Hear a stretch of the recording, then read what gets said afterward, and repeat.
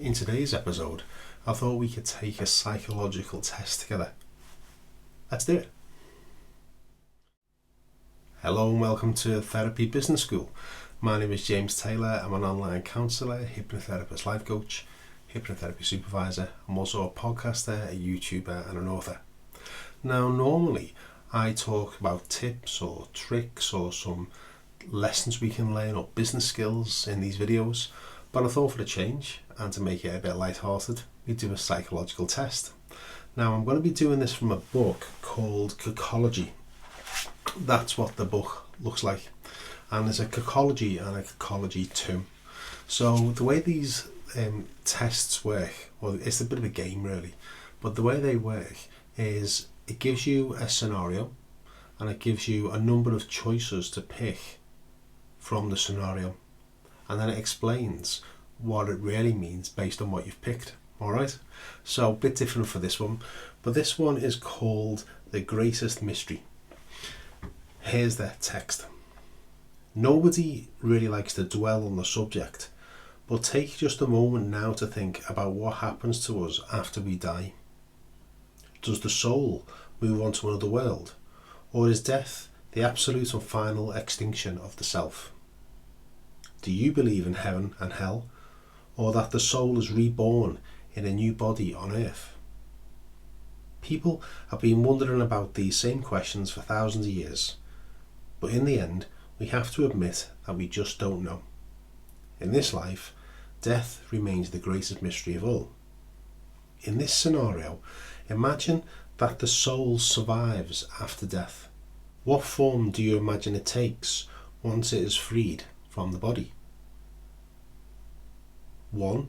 The soul is the same size and shape as its body was in life.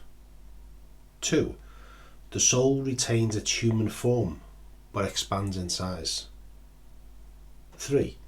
The soul is tiny and human shaped like a fairy. Or 4. The soul is like a ball of flame or a cloud without definite form.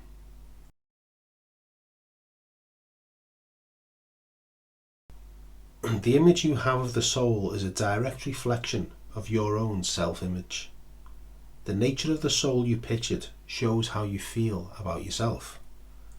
So if you picked number 1, the soul is the same size and shape as its body was in life, according to the book, you have one of the most valuable things in the world, self-esteem. You accept yourself, faults and all, and love yourself for what you are. Always keep that same attitude as you go through life and keep discovering how much about you there is to love. That's number 1. Number 2, the soul retains its human form but expands in size.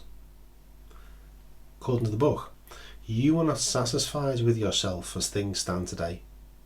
You feel there are so many things you've yet to experience and achieve, which makes you see the true self as much bigger than it is now.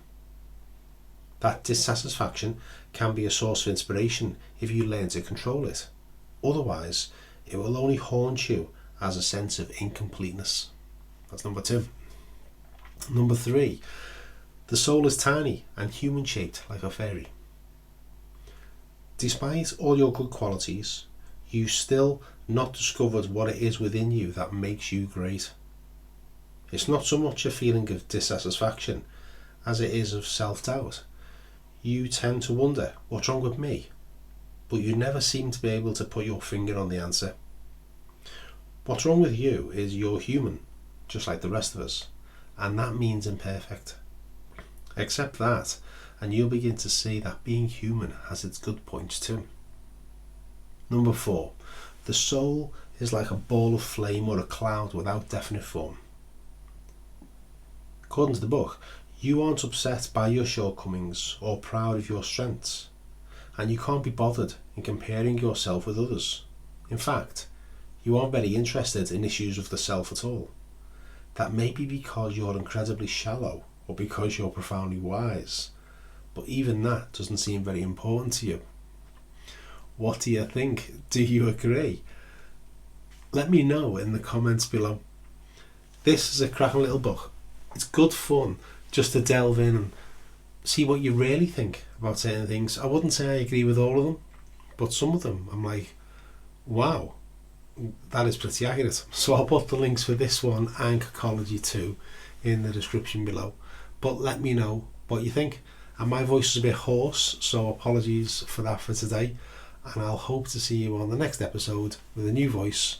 And this is James from Therapy Business School. Bye bye.